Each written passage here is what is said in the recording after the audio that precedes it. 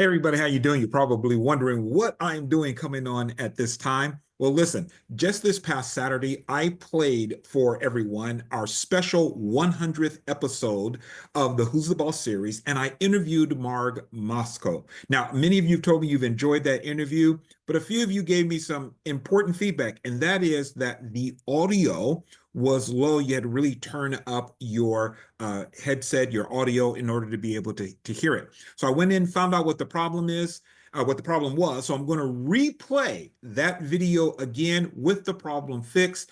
And that way you won't have to be turning up your audio in order to hear it. And then I will upload it upload it again to our YouTube channel so that people will be able to hear it. There's also another video on there already from the original video where you can actually hear it much more clearly. But I'm going to do it here on Facebook because a lot of people do watch the video on Facebook. I'll be taking the other one down, letting this one stay up. So once again, for your listening and viewing pleasure, this is our special 100th episode of Who's the Boss with our very special guest, Marg Mowczko. So please enjoy this again. Let me get that set up for you, and then we'll play it. All right, everyone, welcome to the 100th episode of what has been called the Never-Ending Sermon. Who's the Boss? We are on episode 100, and as promised, I have a special guest. We have with us today Marg Mowczko. Did I get that right, Marg? Yeah, that's pretty good. Okay, pretty good. All right. And I want to interview her. We're going to talk about her life a little bit, how she got into the field of studying and writing about and speaking about egalitarianism. So let me just interview her just a little bit here. So Marg, you reside in Australia, north of Sydney. I've been to Australia once in my life. I came there for 3 weeks. And did a training. It was an international training, and I was one of the facilitators. So yeah, I think we were in the Gold Coast, and we were there for like 3 weeks. So yeah, but no, I loved it, absolutely loved it. So you're in Australia, north of Sydney. You've been married to your husband Peter for 40 years.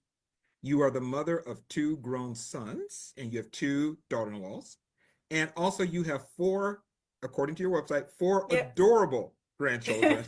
That's right. And you love being a nana. Yeah.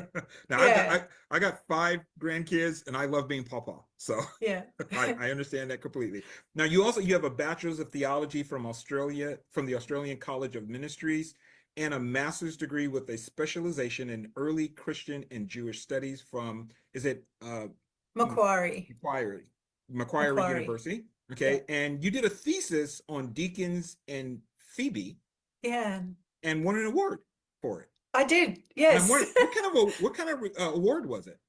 It was an award for the best essay in my particular subject for that year. Yeah. Okay. Wow. Yeah. Okay, that's cool.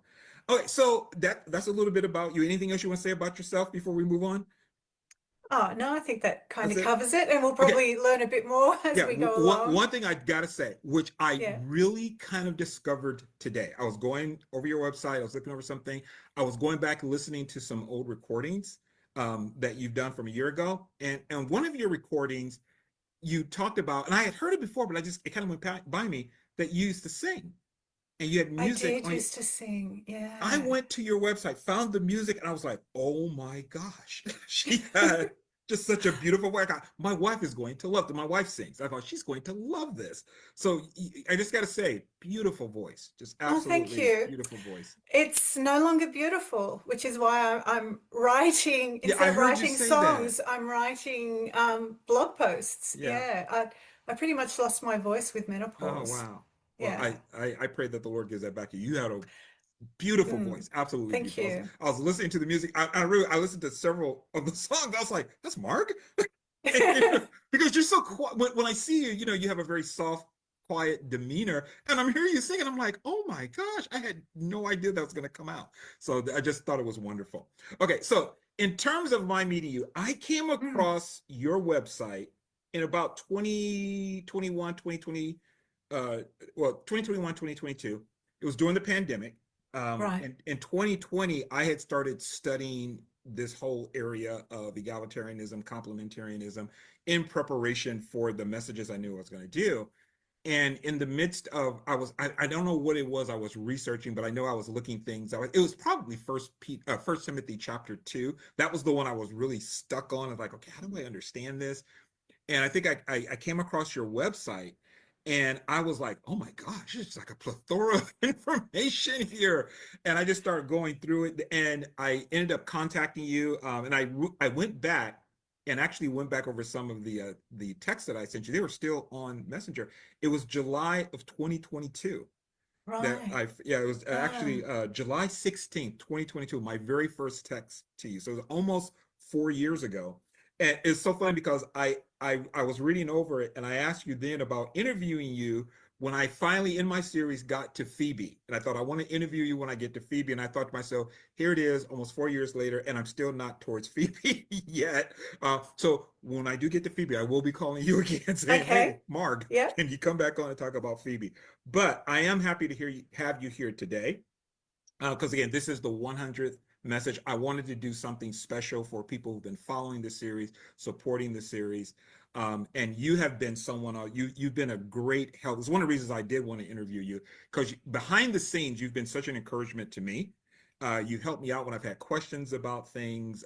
And like I said, I have used your website extensively. It's like my own personal, I know I'm not the only one, but it's like an encyclopedia of when I had questions about something, and I could go to your website. And to me, it seems like you have written just about on every topic imaginable about the egalitarian complementarian debate. So I just want to thank you so much, and also on behalf of so many other people I know have been blessed by your Mm. website. So it's Well, been thank great. you for So that lovely compliment. That's yeah, great. it has been, your website is one of my favorite places, and I want to encourage everybody, if you haven't gone to it, they can find it at margmowczko.com, correct? Yeah, Yeah. it's pretty simple. I became a supporter of your website, so a little bit of money comes out of our account every month to support what you're doing. And I know, and I would highly recommend anybody to support your website, because it's a treasure trove of information, very well researched. And the thing I have to say before we go on, one of the things I love about your website is not just the content. I love the comment section. I've gone and read just through your comment section, and there's a lot more little nuggets there, as well as what you find on the website itself. And there are times, I mean, literally every time I'd read an article, I go, okay, what's in the comment section? And I would scroll and just read, because you would add other things, or sometimes other people would come in, but just little Mm. nuggets there. And of course, you have that occasional person who didn't Yeah. like what you wrote, but Well, yeah, I think the comment section's my favorite oh wow, part too, because yeah, people respond and they'll bring up different angles and yeah, they'll highlight things that I hadn't thought about before. And because I love what I do, yeah. and I'm always learning, and I'm learning because of people are interacting with my Mhm. work, and I love it. Yeah. Well, and that brings me to my first question. How long have you been teaching and blogging on the Mm. egalitarian complementarian topic? Yeah. So I knew you were going to ask me this, so I had to look it up. Um, so so when I started my blog, it was really I wasn't thinking about egalitarianism at all. Okay. I wanted it to be an evangelistic tool. And so my first posts for almost a year have nothing to do with Hmm. egalitarianism. There's an article about the Samaritan woman, but it's just how I interpret her story with no real agenda, although I think I've added things to it as I've gone along. So I started that blog in July 20, hang on, I can't even say it now because I'm so used to saying 2020 or 2010, in 2009. So I started the Hmm. blog Oh wow. in July 2009. The first kind of egalitarian article was in March 2010, and that Hmm. was on what ASA means, basically, a suitable helper, Okay. which is a pretty good place to start when you're discussing Yeah. egalitarianism.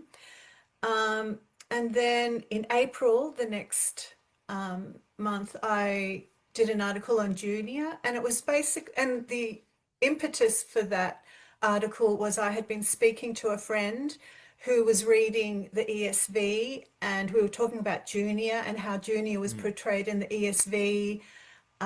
which was new to me, because all of this was kind of new to me in 2010. Hmm. That inspired me to write a blog to say, yeah, no, it's not really like that. Oh, wow. Um, yeah. So that your second blog was on Junia? Oh no, sorry. No, I had been my second egalitarian That's kind what I of meant. Yeah, blog. your second Yeah, wow. yeah, yeah. Um, and at this stage, no one, as far as I knew, no one was really reading my blog because my Hmm. target audience was the youth in my church. I had Oh, no okay. grand ambitions when I started my blog. It was just a evangelistic tool. And whenever I was writing, I had a particular girl in my head who was part of our youth. Hmm. Um, and yeah, I just, because before that I had MySpace, which is where all our youth were. And yeah, so I had no grand ambitions, I had no plan. And even when I started the blog, I thought, who's going to read this? Because that, like in 2010, every man and his dog had a blog. Right. And so I had no great ambitions and but I still had this desire just to sort of get out into writing what I was thinking. Hmm. That was basically all it was. So yeah, Suitable Helper in March 2010, Junior and the ESV, and I've changed the name a bit now because Hmm. I'm always adding. I'm Hmm. always adding to my articles almost every day, I think, or That's every one second day. that's one thing I do like about your website and your blog is that you do add, because I'll go in there sometimes and I see you've added something. I went, oh wow, she updated this. I Right, think that's really okay. cool.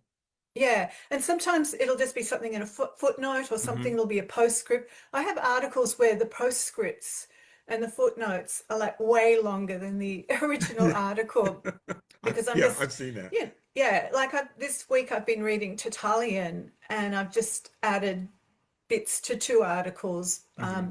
his treatise on the soul, um, which I won't go into. I'm so tempted to go into it because it's fresh in my mind, but I won't.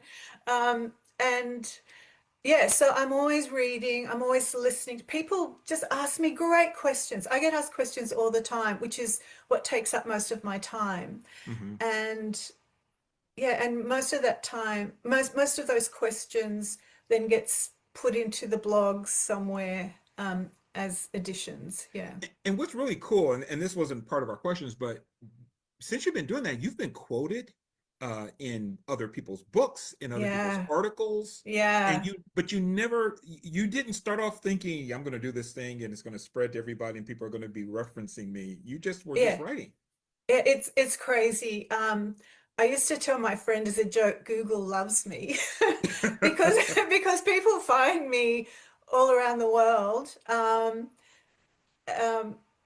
yeah, this to this day, I am still shocked that a blog that I started in 29 is being seen. And, you know, I talk to people like you.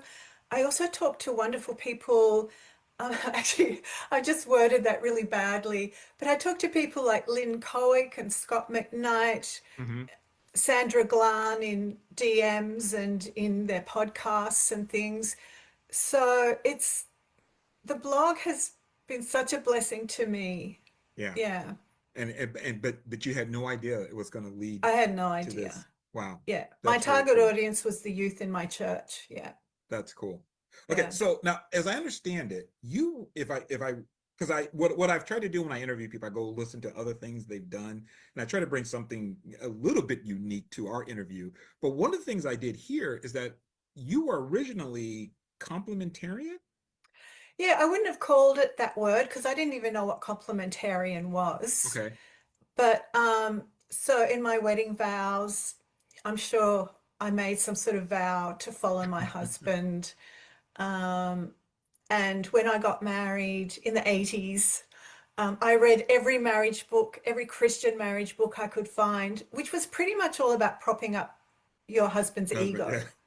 Like that's pretty much all it was. Whatever you do, don't damage your husband's ego. That was like the number one rule of those. Yeah. But I married a husband who just didn't have like this ego that was so precious to him. He Yeah. just wanted me to be myself, and he just wanted him to be himself.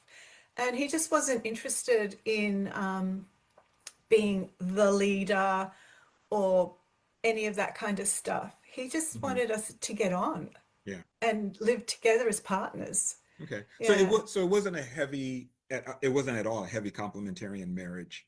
It was, Oh, it wasn't I was the one who was trying to to you were make my pushing the husband the head. complementarianism. Yeah, yeah. Again, I didn't even know what that word was, but Okay. I thought that my husband was the boss and that I would have to submit to him and that I would have to sort of prop him up and never say anything bad about him.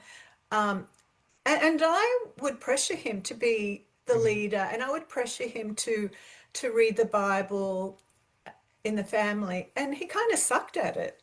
Whereas whereas I was the one who was like very easily reading and praying with our Mhm. children and just bringing up God in our conversations. And and I was really in a dilemma about that, I have to Mm. say. He wasn't.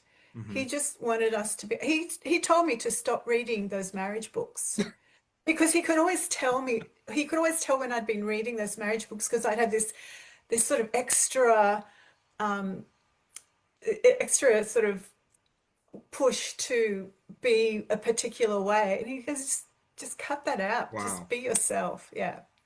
That So I married a good man. it almost please tell your husband it almost makes me want to not almost want to interview him and ask him about his mindset because that's phenomenal. That really is because Yeah. technically, according to the books, you would be the ideal complementarian wife. I mean, you Right. it's like pushing him to be the leader and Yeah. yeah. Yeah. Wow. Well, Yeah. so what started you studying on this topic of looking at Mm, the egalitarian and getting more into that? What led you to that? yeah. So there wasn't like a very decisive thing, except when I was in my 40s, I just felt like God was calling me to be a bit more of a leader, Hmm. which went against my personality because I was really shy growing up. Even though I was singing, music somehow got me beyond my shyness because I loved music so much. But in our church, people like the pastor would ask me to lead communion because we were in a Pentecostal church Hmm. that wasn't particularly um, wasn't egalitarian, but no one had heard of the word complementarian. Hmm. Women could use their gifts. I was really encouraged to use my Bible study gifts, which I did for women's groups. um, so I've been in some good churches, but I still really felt from my own reading of the Bible, even more than what people were telling me. So from my own reading of the Bible, I really felt that I couldn't be a leader. Hmm. And this was something that I wrestled with God about. I would talk to God, well, how can I do that or say that because I'm a woman? The funny thing is, I had no problem singing in front of people Hmm. and songs that I wrote, so kind of like my own theology or whatever, because somehow singing was different to speaking, which of course makes no sense at all. Yeah. But anyway, so at some point in time, I started learning Greek because ever since I got saved, even as a young girl, as soon as I realized the New Testament had originally been written in Greek, I thought, yeah, one day I'm going to learn it. And for the last 15 or so years, that's what I've been doing. I'm still actively improving my Greek skills every day, almost every week. Wow. Um, because yeah, from the moment I got saved, I loved the Bible. Like as a 10-year-old girl, I read the Bible every day, no problem. It was something I was really passionate about. I Hmm. found it easy, and yeah. So I one night I really remember sort of wrestling with God. Yeah, no, I really can't be a leader. I really can't be a speaker. And so I read Romans 12, verses 6 to 8, because that's where I was up to in the old NIV. Hmm. And it says, if a man's gift is let him, let him, let him, let him. And I actually remember saying almost, maybe it was out loud, but I remember saying to God, see, God, I can't be a leader.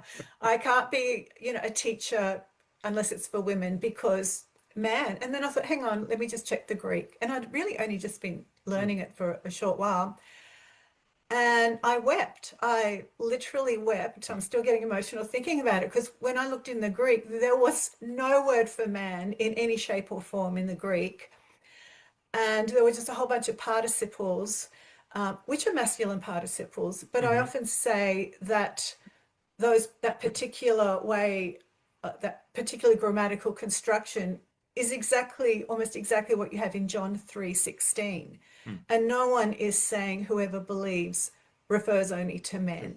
Yeah. Yeah. And pretty much every modern recent English translation of Romans 12:6-8 is completely gender inclusive or gender neutral now. If a person's gift is, and some of the gifts are like being teaching and leading is one, being generous. I really should know this verse a bit better, but yeah, there's like at least half a dozen ministry gifts there. And in the Greek, it's gender inclusive. Every list where it lists gifts, and often teachers or teaching is part of those gifts. So that's Ephesians 4:11, 1 Corinthians 14:26, I think, Colossians 3:16. Anyway, and even things like in Acts 2, and there's one in 1 Peter. In the Greek, it's completely gender inclusive. There's nothing in those lists that seems to think, well, no, teaching or leading is really only for men. Yeah. But you only see that really in the Greek, I think. So how long did you struggle with that before you had this realization? I'm not sure, because sometimes I'm a bit clueless about what's going on in my own life. And I've noticed this a few times. Like, I'll actually be walking along a path, like a spiritual path, if you want to call it that. And I'll be like quite a way along this path before I realized, oh, is that what I've been doing? So even this journey towards egalitarianism, I was well along on this journey before I realized that's what I was doing. I guess I was just exploring different things without even consciously thinking, I need to find out about this. Does that make sense? Yeah, Maybe. yeah, yeah. Yeah. And the reason I ask, because I know that there are so many, as I've been doing this series now it's been almost 4 years, it's been 3.5, almost 4 years. And one of the things that I've heard from different women and a very, really good dear friend of mine is that they struggled with their call and the confidence because of certain passages of scripture. Sure. Sure. And so I know that can be really difficult. And even though they moved forward in ministry, it was always that, yeah, but what about this passage here? And Right. what about, and like a friend of mine told me, she said, Mike, thank you so much for doing this series, because it's helped me to really be settled and gain my confidence that, okay, my call from God is true. Yeah. So I think the call for me to be a leader, however you want to define that term, only started in my 40s. But I was struggling with my call even as a girl, because when I got saved, and I think I was 10 years old, I didn't write it in my diary or anything, but I was about 10 years old. From day one, I felt that I didn't want to do anything. No, let me rephrase that. I really felt that the most important thing I could do was to serve God. And I had these discussions, how can I, as a girl, serve God? Because I only saw men preach. I only saw men being elders. I only saw men doing what to me was interesting stuff, because I've always been interested in the Bible. I've always been interested in theology, like in the words, in the ideas. So that's where my passion was from being a 10-year-old. And I saw no women with that same passion. I saw no women discussing theology. I only saw women being missionaries in developing countries, and I really didn't want to do that. Or I saw women being pastors' wives. And to me, it honestly looked like they were missing out on all the fun, because while the men were discussing theology, they were serving coffee and cake. And I really didn't want to do that. You wanted to be in the discussion. I wanted to be, this is true. So I grew up in a Dutch Reformed church, and after the sermon, people would get together and they would dissect the sermon. And the men would smoke their cigars and their pipes and drink this Dutch liqueur, because I went to a Dutch church. And the women were in the kitchen, and I would literally sit behind the couch and just listen to the men, hide, not hide. I think they kind of knew I was there, but I would just sit quietly in a corner and just listen to the men talk. Yeah. Yeah. That's my wife. My wife would prefer to be with the discussions of theology Yeah. and Yeah. the word of God and how to talk about it rather than being somewhere talking about something else. Not that, she'll go, it's okay if you want to do that. I just want to be where the theological discussion is. So that's Yeah. amazing. So hearing you say that, it made me realize, and again, it's going a little bit off script here, but I thought, man, okay, you were 10 years old, you had a call, you knew even then you had a Yeah. calling, and it made me think, how many young ladies, young girls, females are not fulfilling their call because of this Yeah. idea that you're because of your gender, For you sure. can't do this. But For they have sure. this that feeling is that, but I'm called to something though. And Yeah. wow, that's amazing. That's amazing. So let me ask this: what convinced you, for lack of a better way of putting it, Mm. of the egalitarian view of Scripture? Was it Yeah. that it was a biblical one? Was it one thing in Mm. particular, or was it a culmination of things together? Yeah, I think it was a culmination because I had that Romans 12 thing, where I read it in English and I read it in the Greek, and I'm going, yeah, it's different. Phoebe was big, which is for Mm-hmm. me because I was reading her, and again in the Greek, and I'm going, well, no, she's really someone in her church. She's Mm-hmm. really an important figure. She's a leader, if not the leader of the church in Kincrea. And that's why I did my thesis on deacons. Priscilla is even so much more clearly, um, you know, when Paul greets, I say this all the time, when Paul greets the Romans, the Christians based in Rome in Romans 16, there's 28 of them. He Mm-hmm. lists all these names and says something nice about most of them. Priscilla's first. She's first of 28. Like, how do you explain that unless she was the leader or at least a leader Mm-hmm. in the church in Rome? Um, but anyway, so when I actively started looking into this egalitarianism, still not even knowing what these words complementarian and egalitarian was, I think Romans 12 was the impetus. Um, but um, when I was exploring it, I still thought that I would find a verse, probably something to do with headship. I still thought I would find a verse that would say, no, sorry, women are still somehow under men. And I still haven't found that verse. Mm-hmm. So, because I don't think when Paul uses the word head in Ephesians, Mm-hmm.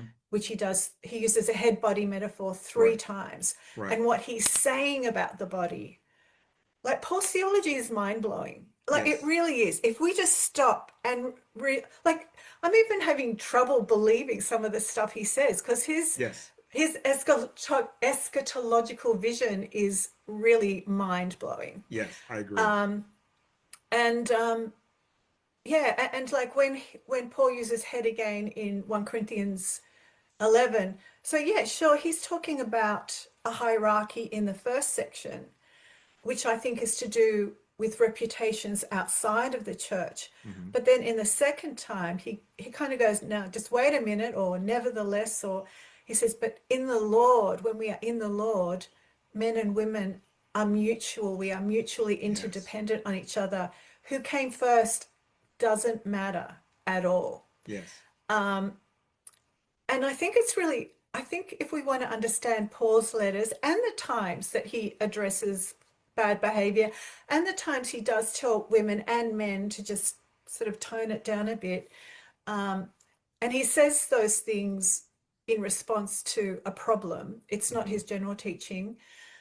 But when we look at Paul's overall vision of the church, his overall picture of um, of yeah, what he thought the Christian community should be, Mm-hmm. it's egalitarian. Yeah. He probably wouldn't have even used that word, Right. but yeah, yeah. I agree with you 100%. And I remember I heard you either I heard you say it or I read it, and you said you always, loved Paul, Mm, and I'm the same way. I love Paul, and where the people that I studied under and my mentor, we we were involved in studying the Bible in its historical and cultural context, especially studying the New Testament in its first century Jewish context. And it was a Yeah. lot of focus on studying Jesus in his Jewish context. We were affiliated with organizations in Israel, one called the Jerusalem School for the study of the Synoptic Gospels, and everybody was focused on Jesus and studying his Jewish context, which I did love. My thing was always, I'll go like, yeah, but what about Paul? Right. And I Yeah. was like, what? And so I focused on Paul. Everybody else was focused on Jesus. I was focused on Paul. And my mentor, Dr. Bean, he used to go, yeah, Mike's our Paul guy, and because I was always looking at Paul. And the thing I started to realize, I said, I think Paul is one of the most misunderstood people in the Bible. His right, like Peter said, there are some things he talks about that are hard to understand. Mhm. But I agree with you because, and we're going to come back to this. When you were talking, I was getting so excited. I thought, let's just jump over there, but I'm going to stay focused here. But I think you are so correct in saying that. I think one of the things that we need to get where Paul is concerned, and when we talk about egalitarianism and complementarianism, is Paul's vision, Mm. which I believe is God's vision, Christ's vision Mm. for the church. Yeah. And when you see it, you go, I cannot, and I cannot tell you how many times as I'm studying, I go like, oh my gosh, this is so beautiful. It If we is could so grasp it. beautiful. It is so beautiful. And I'm writing an article for Kyria at the moment. Mm-hmm. And it's basically, it has Paul been misunderstood? Like, and part of that is a discussion on 1 Corinthians 12, which is about the Mm-hmm. body ministry. Yes. And so complementarians will talk about God's design, right? Mm-hmm. God's design, which is a male-female hierarchy. But Paul actually has a statement in this 1 Corinthians 12 thing that blows my mind every time. And he talks about people who already had honor Mm-hmm. in Corinth, and that's the guys, the Mm-hmm. rich guys. They don't need more honor. They've already got it. And Paul wanted the people with less honor, the slaves and the women and whoever else was sort of down in the Mm-hmm. pecking order. He wanted the church to give those people more honor. But Paul actually says that's what God's done. He's basically saying that's God's design. Equal honor is God's design, not a Yes. male female hierarchy, not a gender hierarchy, but equal honor. So, and it says so that people will have the equal or the same concern for each other. So, Mm-hmm. equal honor, equal care and concern. That's God's design. And Yeah. that's in 1 Corinthians 12. Well, I was Yeah. going to read it if you don't mind me Oh, reading it. you got it there. Yeah, I got it Yeah. here. So, because I've been studying it of late too and meditating on it. Ah, wow. So I'll start at verse 20. He says, but now indeed there are many members, yet one body. And the eye cannot say to the hand, I have no need of you, nor again the head to the feet, I have no need of you. Mm. No, much rather, those members of the body which seem to be weaker are necessary, and those members of the body which we think to be less honorable, on these we bestow greater honor. Now I'm Yeah, reading New King yeah. James. And Yeah. our unpresentable parts have greater modesty, but our presentable parts have no need. But God composed the body, having given greater honor to that part which lacks it, that there should be no schism in the body, but that the members should have the same care for one another. Mm. Yeah. And we're going to talk about this. Okay. Okay, I'm so tempted just to jump forward, but I Yeah. is what you're saying, because when you understand the culture of the day, that's radical. That is so radical because it was so competitive. Honor was highly prized. Yes, People competed for honor, literally, yes, in games, and but also just in social, in social everyday life. yeah, yeah. So honor was highly prized, and but Paul's saying God has this is what God wants. I didn't love some of the choices of words in the New King Yeah, James. It makes it a bit hard to understand. But yeah, if someone already has honor, they don't need extra honor. And what do we right. do in churches today? We honor the pastor. We honor the Yes, one who's highly educated. We honor the person who is attractive or whatever. Paul's saying, no, they've already got right. honor. We need to look at who's not being honored Yes, and give them honor and look, see what they have to offer the yeah. church. In Yeah, our fellowship, that's a discussion we've been having right. about that who are we honoring? Because I grew up in the charismatic community, and I know the community that I grew up in. What I mean, the groups and stuff, we honored those who had big churches. We honored Yeah. those, these are the people that were, and I think about that now, and like you were saying, how that we tend to honor certain people, if you got degrees, and not to say that we shouldn't be respectful of them, but I was like, but the person, like as you were saying, who doesn't have whatever today we consider to be so Yeah. esteemed and Yeah. respectable, we focus on that and we ignore others. And I was like, this should not be. As Mm. Jesus, to paraphrase Jesus, this will not be among you. This should not be among us. Yeah. But we find ourselves doing it in the church still. So I want to come back to that, because again, I think you are just so correct. Is that I think one of the keys to really understanding the relationship between men and women is to understand the vision that Paul was articulating. Yeah. So I want to come back to that, because Yeah. we're going to be talking about a few things. So Okay. so let me ask a couple of questions here that I have. What is your favorite, and this may be it, what is your favorite egalitarian topic to write or speak about? Paul's female friends. Oh, really? He mentions 18 women in his letters, and that doesn't even include Lydia in Acts, and like Priscilla's story is sort of scattered throughout the New Testament, but when you sort of put it together, I think these were really close friends. He was really close friends with Priscilla and Aquila. And when he commends a lot of women for their ministries. He doesn't talk about their marriages. We don't even know if any of those women had children. Timothy's mother had children. He talks about their faith. He talks about their ministry. And he really does treat them as ministry colleagues. He uses the same terms for people like Timothy as he does for women. Yeah, I mean, I could go into that, but I don't think we've got enough time. But so Paul does commend, and I know I was thinking earlier when you mentioned Priscilla, that he mentions her first. And I think if people are not aware of the way things worked within a first century world, names and positions of names were important. And that he mentions her first. Yeah. That is significant. That's not just something first before her husband, and first of 28 Christians in Rome. And those other 28 were probably really well known for them, or they were really well known for their ministries, because Paul mentions their ministries. So it's a way of honoring Priscilla. Yeah. Which is significant again. Yeah. Okay. So we're gonna come back to some of this. So your favorite is when Paul talks about his female colleagues. Do you have a least favorite egalitarian topic? I do. I smiled when I saw that question. The idea of trying to compare the relationships in the Trinity with male, female. Oh yeah. Wow. Like when that debate was happening, I said, count me out. People would ask me for my opinion. I go, no, this is a completely contrived argument, and we're doing Christology no favors.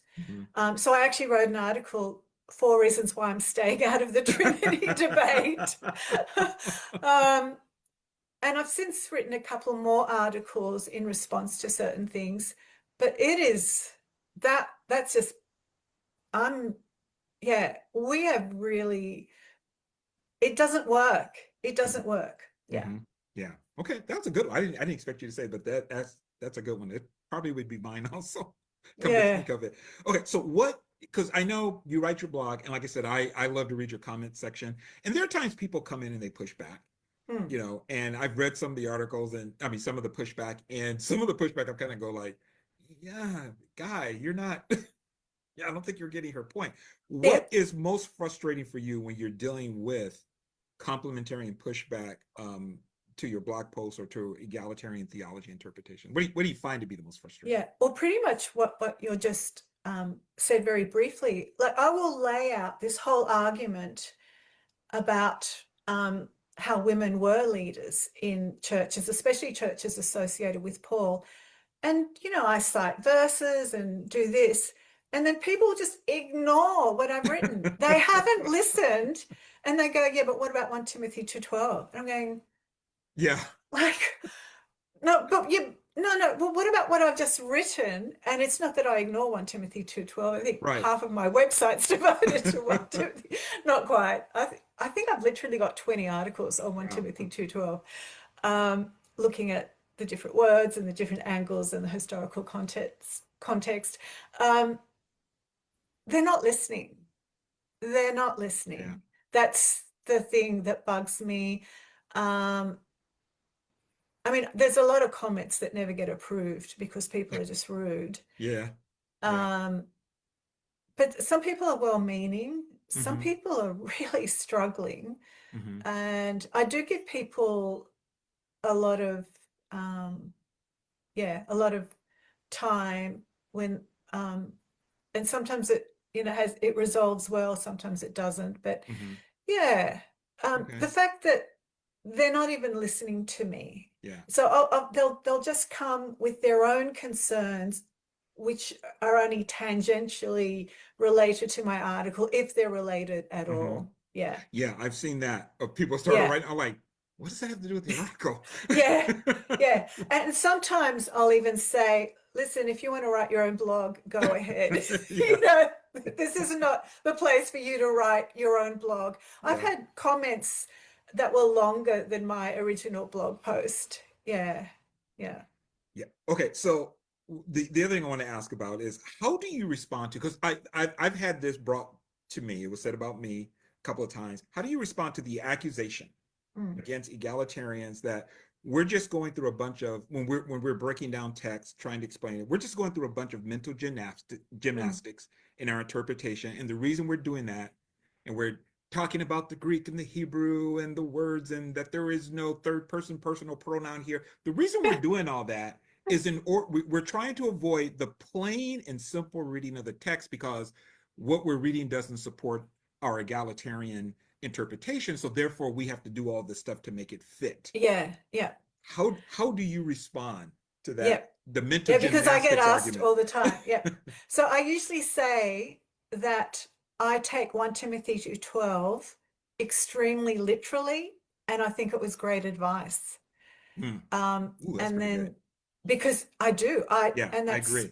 yeah, I take it literally, and it was great advice. Hmm. Um, and then I also say, and I also read it in context. So 1 Timothy 2:12 has to be joined to the previous verse, because in the Hmm. Greek it's an inclusion. And yeah, I know I'm talking about the Greek, but but it is, they belong together, because it's a woman Right, who needs to learn is not allowed right, to teach.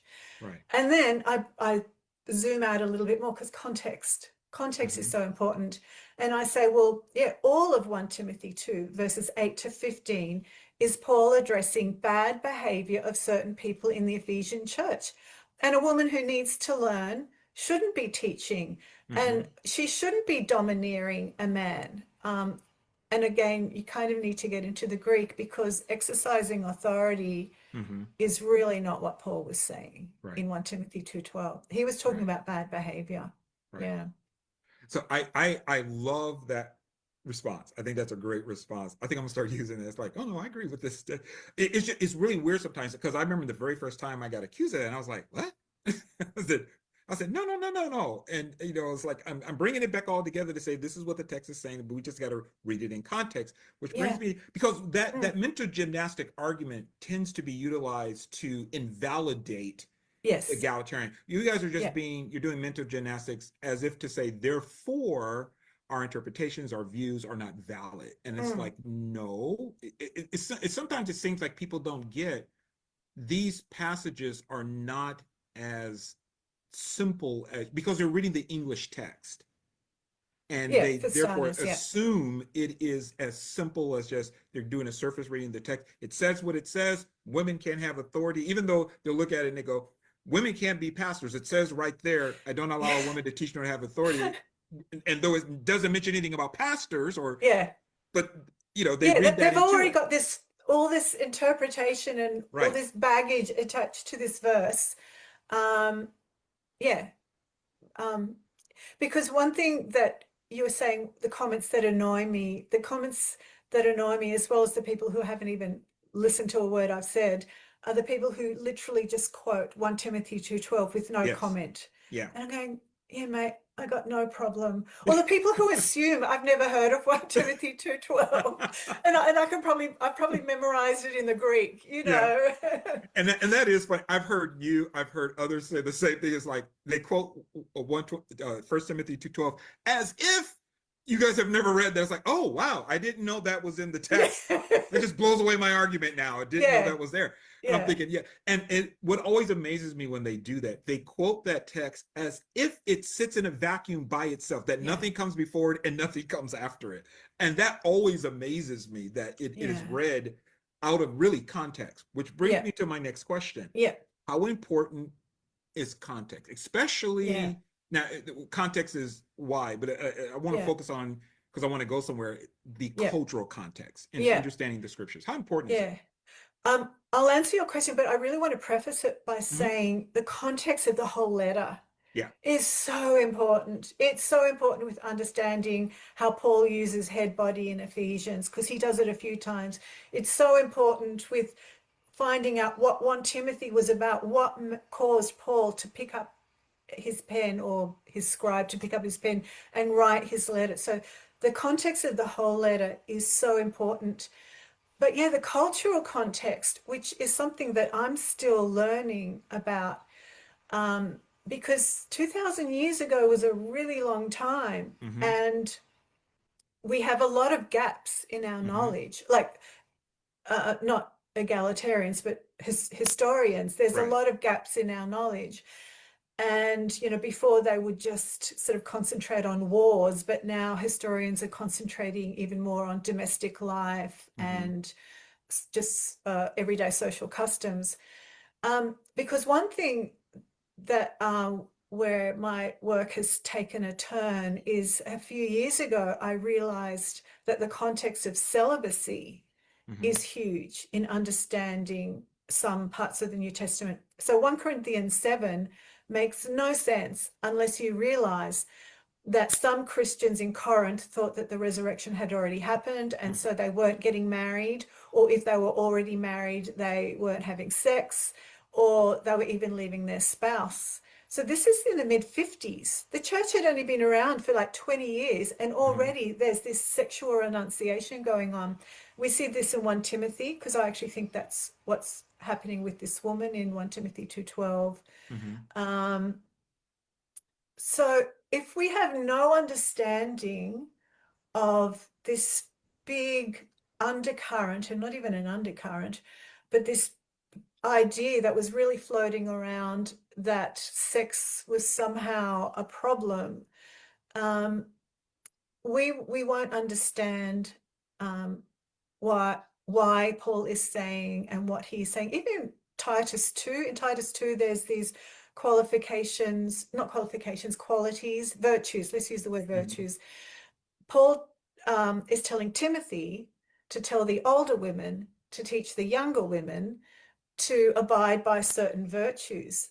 And but these aren't Christian virtues. Mm-hmm. These are virtues Right. that are inscribed on numerous epitaphs and Mm-hmm. in some literature of what a virtuous pagan Roman woman was. Mm-hmm. And then you had, well, why is he doing this? And I think because the women in Crete, some of the young women in Crete, weren't getting married, they weren't having children, they weren't doing the respectable Roman things, because it was kind of beneficial for women to stay single. They had more status in the Christian church if they were Mm-hmm. single, and they had more freedom. Mm-hmm. And yeah, and So no, go ahead. Go ahead. so at the moment, I've been slowly posting articles about the widows in 1 Timothy 5, Yeah, which is a passage that's really misunderstood, I agree. and people struggle with that. And I think there's different groups of widows, and one of them are enrolled widows. Mm-hmm. And in early Christian texts, we see that um, this was like a deaconess, or and so I do look a lot at 2nd century and 3rd century texts, like pre-Nicene texts, to see how these people understood husband of one wife, Mm-hmm. understood the virtues in Titus 2, understood what a widow was as a church order, as you know, and they don't get it all right, I don't think. Right. You know, I'm not saying they were right, but it's how the early church understood it. Yeah. Because yes, celibacy was huge. Honor, we've already talked about honor, was huge. Like a lot in 1 Corinthians, like the first few chapters where Paul talks about the weak and the strong, and I can't remember does he talk about the educated and the uneducated, or not really those words exactly, but you can tell that there was a lot of Are you doing 1 Corinthians? yeah, a lot of The wise and the the foolish. wise. Yeah. That's right. Yeah. And you can tell that there was a lot of sort of struggles between the different classes in that church. Yeah. Yeah. It comes out a lot. And I think again is why the context is so important. And of course, I believe in all the context. It's like you got to look at the literary, you got to look at the linguistics, you have to look at what's before, what's after, and the cultural context. And what I've seen, and I wanted to bring this up again too, is because like you're bringing out like some of the background of, you know, well, what do they mean by widows, you know, and or even looking at like Authentane in 1 Timothy 2:12. It's like, well, what's the context of that word? How is that word used? Yeah. And then people will say, and there's different contexts you can look at, but I've heard it argued. And this is probably my biggest pet peeve when I hear complementarians argue against using culture. When I mean argue against it, they'll say this. Yeah. Okay, so you egalitarians will say, well, this was culture. This is what was happening in their culture. Therefore, that doesn't apply to us today. So they'll use the cultural argument. Now, I will say, I have heard some people say that. I really haven't heard any scholars say that. That's usually somebody teaching a Bible study or somebody on YouTube. I've never heard any scholar say, therefore, Paul's words have nothing to do with us today because it was all culture. And then there are certain things we can look at and go, well, that was cultural. That the exact practice probably would not apply to us today. But they will make that argument to dismiss any cultural background as if to say, yeah, and what I've heard argued is, yeah, egalitarians will just say, well, that's culture, we don't have to do it. And every time I hear it, I go, no, that's not what that's not really what egalitarian scholars, at least. This is not what I have heard them say. I don't say it. What do you say to that when people make that? Well, like I said, I think 1 Timothy 2:12 is good advice. Yes. Like a woman or anyone who needs to learn shouldn't be teaching. We don't want uneducated people who don't know what they're talking about being teachers. And we don't want people authentating other people, because I do take that as negative behavior. And sort of my go-to for that is Chrysostom uses exactly the same word in his sermon on Colossians 3. And he says that husbands shouldn't authentate their wives because it's being bossy, it's being domineering. In one text, where is it? Oh no, it is Chrysostom's homily. In one English translation of that, they use the word act the tyrant. So they translate authentate as act the tyrant, something very similar to that, or maybe exactly that. My memory's not super clear. So that's bad behavior. That's good advice. We can still look at that. When Paul is telling the people in Corinth in 1 Corinthians 14 to be silent under certain conditions, his main point still stands. He wants edifying speech. He doesn't want unruly, disorderly speech. So yeah, there's probably some stuff, you know, like people talk about when Paul says, bring me my parchments and stuff. You know, we probably can't draw a principle from that. But I think we can draw principles from pretty much most things Paul says. Right. Well, it's so, and that's what I was going to say. It was, we can look at something and go, this is cultural. Like when Paul says, hey, let it not be the braiding of the hair or the wearing of, you know, and and so we don't tell. And I always love when I teach on that in the church, because I start looking around and go like, who of you have braided hair in here? You know, but when you understand the culture and what was going on and what that signified. Yeah. we don't say, well, you know what, that doesn't have the same meaning as it has for us today. So let's take out 1 Timothy 2:9 and 10 because it doesn't apply. But we look at it and go, what was the point? What was Well, what was the principle yeah. here? And it still applies. And it still applies. Paul didn't want the really rich women showing off their wealth. Right. When there was probably slave women and lower class women who were wearing well-worn, drab, unattractive clothes, because that's not going to promote sisterly affection and unity in the church. And there might be other reasons too why their clothing was inappropriate. But I think it's just tone. He's just telling the rich women, because it's only rich women that had those fancy, because he's not talking about two plaits, two braids.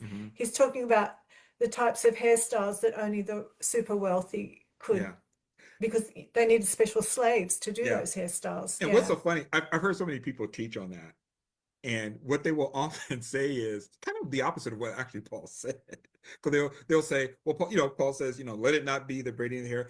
Paul is not saying you can't look nice. Paul is not saying, and I'm kind of going, well, actually, within the context of the day, he kind of is saying, don't do that. Yeah, he is. But what they end up doing, again, if they don't know the cultural background, then they have to reinterpret the text in such a way as to say, well, what Paul is really saying and what God is really saying, he's more concerned about what you are on the inside than on the outside. And I go, well, no, he actually was saying don't wear those clothes. Yeah. But again, it becomes of not understanding the culture. And then because I think people get concerned of, well, then we're going to be legislating how people should dress. It's like, no, you're not getting the point. I did a class on how to study the Bible in 2025. And one of the things we talked about was, here's the cultural context, but what's the timeless truth that we pull out of it, that we learn from it. And I think sometimes people don't get that. And so in a complementarian sphere, I've heard some, not all, but I've heard some will kind of, again, it's to dismiss egalitarians to say, oh, they'll just point to culture and say that this doesn't apply. And this is their way of getting around the text. That's not what we're doing.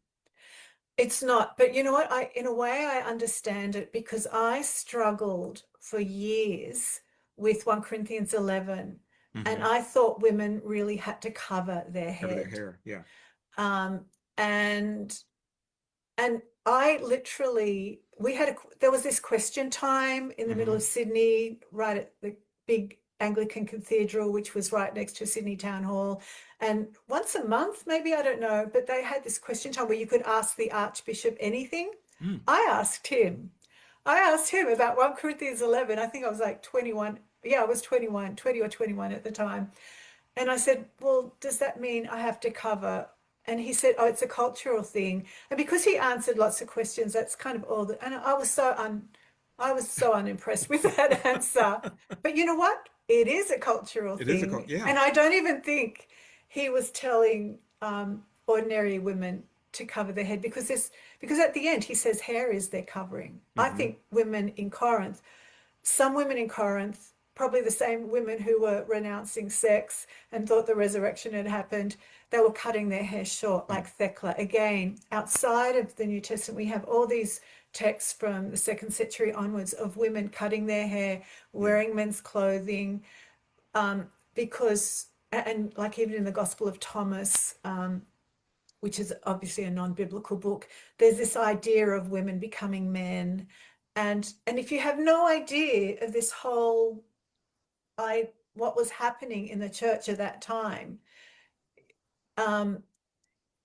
it makes it harder because 1 Corinthians 11 is really hard to understand. It's really hard. And everyone who's sensible knows that. Yeah. And I've heard some unsensible teaching. I've literally heard somebody say, this verse is this passage is perfectly understandable. And I'm like, okay, really? Yeah. Really? I'm going, people have spent hours, burned a lot of electricity trying to figure out what this passage is saying. I'm still trying to figure it out. I'm still going over it. And like my interpretation is not the same as other people's interpretations.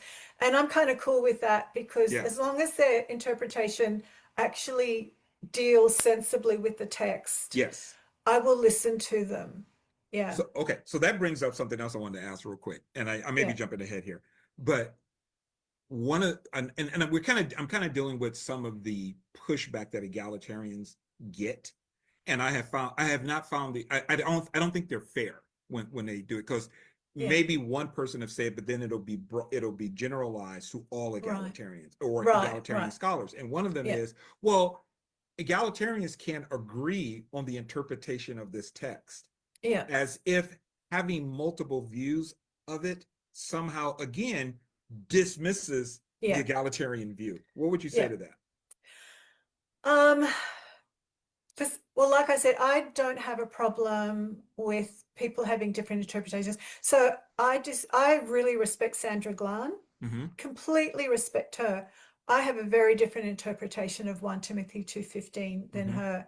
Yeah. And she respects me too. She's someone who I've DM'd behind the scenes, and she's quoted me and used she quotes me in her book actually. Yeah. And she will repost some of my articles on her Substack and things like that.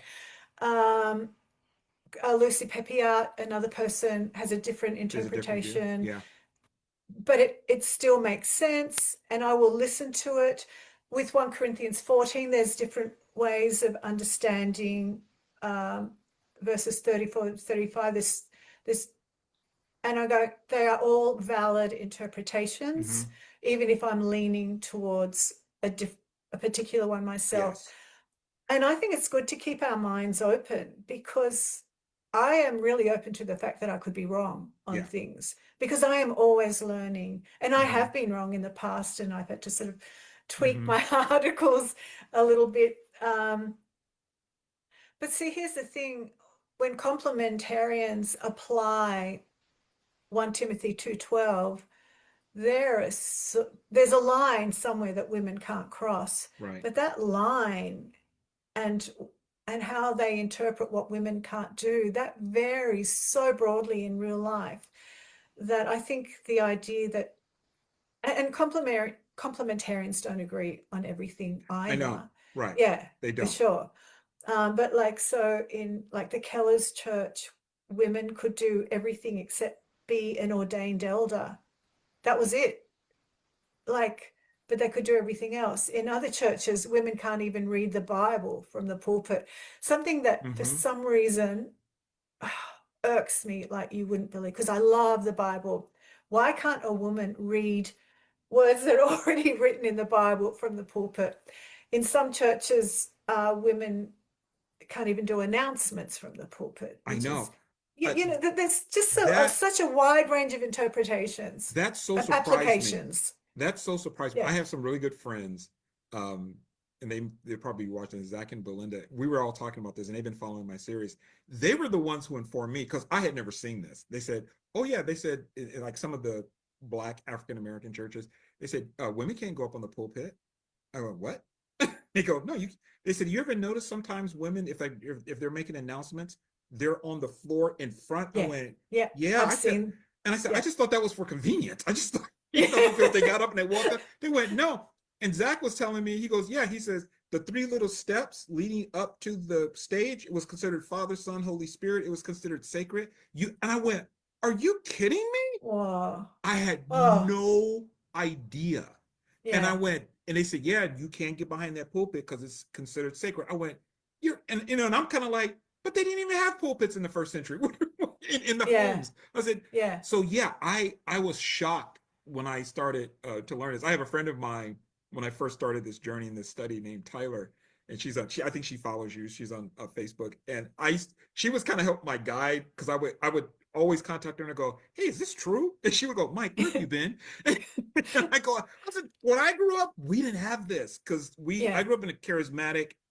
It was for the most part egalitarian. Yeah. If there was any type of complementary, it was soft complementarian, and that was usually, we took head to mean, well, the husband is supposed to be the head, but even in that, we're like, yeah, but the husband serves like Jesus, so that's the way we live. So for me, a lot of this, as I'm getting into it and I'm watching videos, I'm like, I was constantly going to my wife, "You will not believe what I saw today." Because I just didn't grow up like that. So yeah, I was looking at this, and that when it comes to some of the complementarian views, with the way they view egalitarians, is that we are just having different points of views. I remember one time a well-known YouTuber who I won't name because I'm not trying to bash anybody, but everybody knows what I'm talking about. So, I think I already know who you're everybody talking knows about. at this point, people are like, Mike, we know who you're talking about. Yeah. But he went on Twitter. I think it was, yeah, he was on Twitter, and he was complaining about, this is when he was doing his series on women in ministry. And I shouldn't say, I won't use the word complaining, but he was talking about, geez, look at all of the interpretations that egalitarians have on 1 Timothy 2:12, and they can't agree. And it was kind of, again, putting it down. Nijay Gupta responded to him Right. and said, do you have any idea what it's like to write a commentary? Do you have, it was something to that effect. He says, if you want, I will come on and talk with you about it. He didn't take him up on it. Yeah. And the reason I bring that up again is to say that, look, I like the fact that egalitarians, we don't all agree. I think it means that we're being honest about the text, that we're not just saying, well, we got to defend the egalitarian position, so let's all agree on what this means. But we're coming at it from different perspectives, saying, well, it could, because when I taught on 1 Timothy 2, I covered a variety of different interpretations, complementarian and egalitarian. And tried to look at what's the weakness, what's the strengths. And from the egalitarian perspective, I think it's intellectual honesty. Yes. Yeah. So I just think it's so important that we acknowledge that it's not about, oh, we can't agree, therefore we're wrong. It's about being honest. Yeah. One comment I got one time to one of my articles was, oh, you use words like perhaps and may, and people call them weasel words. I go, yeah, that's right, because I'm being honest. Yes. I'm not going to say something emphatic when we don't really know stuff. Right. Yeah. Right. And I think that's one of the things sometimes why people will say, what I should say, they think complementarians are right, because for some, and I won't say necessarily the scholars, but those who are teaching, they'll go, this is the way that it should be looked at. And they don't say perhaps, they don't say maybe, it's just, this is the way. And so you assume, well, they're very confident in their position. And then you hear someone like yourself. I remember Nijay Gupta, I think that was some of the pushback, people saying like, why are you saying perhaps and maybe? And it's like, that's the scholarly way. I think that's so ringing a bell. Yeah, I think I remember hearing him say that somewhere. Yeah. Because I was one of the early readers of his book, Tell Her Story. Right. We'd have meetings about that, and people, he would address that. He goes, well, it's because we are looking at this and that this is a possible way. Unless you have a text where we find something where Paul says, definitely this is what it means and this is what it says. You have to go, well, based upon the evidence we got, this is how we believe it could be interpreted or how we could see it. So, but it doesn't mean that because you've got different interpretations or that we're using. So I want to end this part by saying, number one, different egalitarian interpretations. You agree? It doesn't mean that we're unsure of ourselves. It's just in the sense of, we're just kind of guess, but that we're saying, hey, we're trying to be honest as much as possible about there are different ways of viewing this, given everybody can look at the evidence in different ways. Yeah, and some egalitarians, some Christians in general, they do overstate things. Yeah. And I really don't want to overstate things. And sometimes I think I'm even too pedantic about that, because around Easter time, I wrote a couple of articles where I basically sort of tore apart people's ideas. And I kind of hate doing that, because I'm a pretty positive person. But I don't like people making overstatements. So one of these overstatements was there were no men at the cross. It was only women. Another one was a quote by Moltmann, which I think has been misquoted, saying, without women, we wouldn't know about the resurrection. I'm going, oh, Jesus appeared to hundreds of people. That the women weren't the only source. Yeah. And because a lot of times people will actually ask me about nitty-gritty questions. And so sometimes I think my articles are a bit too nitty-gritty. And sometimes I think my writing can be quite pedantic, but my heart isn't pedantic, if you know what I mean. Yeah. I get you. There are times I've gone back and listened to some of my earlier videos. I'm like, yeah, I was a little bit too assertive there. I was a little bit too certain of myself there. If I had to do it over, and subsequently when I've gone back and talked about something, I go, well, this is a possible way of looking at it, Right. because it's just it's a better way of approaching it and talking about it. Because my mentor, Dr. Bean, he used to always say, always do your theology in pencil, never in ink. Ah, So he used to call pencils theology sticks. right. But his view was because we were studying things about different culture, and he was always like, look, we could always find something over in the Middle East, something will be found that will completely change everything we thought.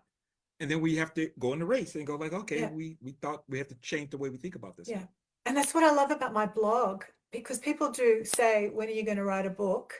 Um, but with my blog, I can just add and change and Yeah, tweak. And yeah, like I said, I'm tweaking stuff a lot because I'm always learning. And sometimes it's just adding, sometimes it's not changing things, right, but it's just adding support right.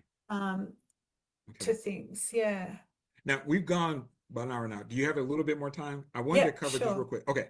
So Yeah. let's talk about, so thank you for covering that. So I just want to say in closing to that, egalitarians, we do not use culture to say we don't have to obey what Paul is saying Mm, here. We're not yeah. doing that. We're Yeah. using culture to illuminate the text, understand what's being said, what's the timeless truth and principle, Yeah. so that we can apply it. Yeah. I just wanted to get that out.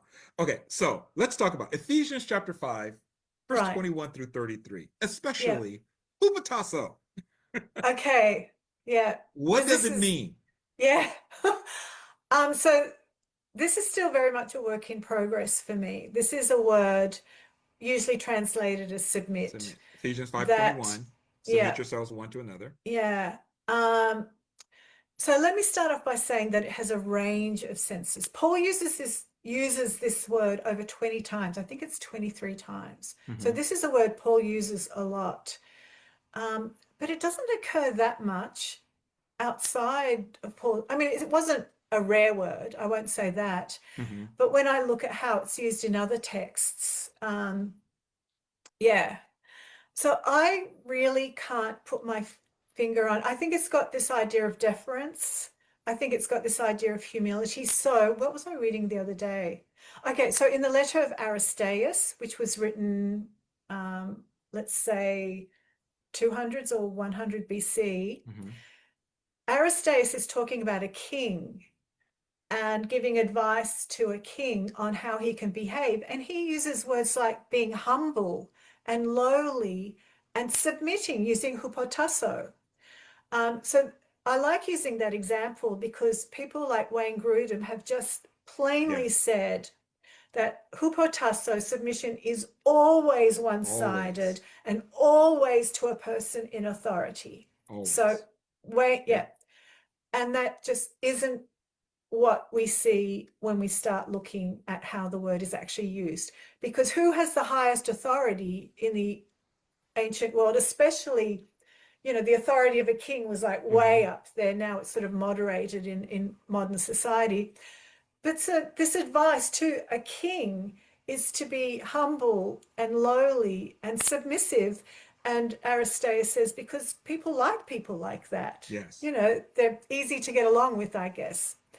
Um, and another king, this is in Maccabees, Mm-hmm. one of the Maccabees letters, when because it's been a while since I've looked at it, so I can't remember exactly who it is. It, But it's is it Ptolemy?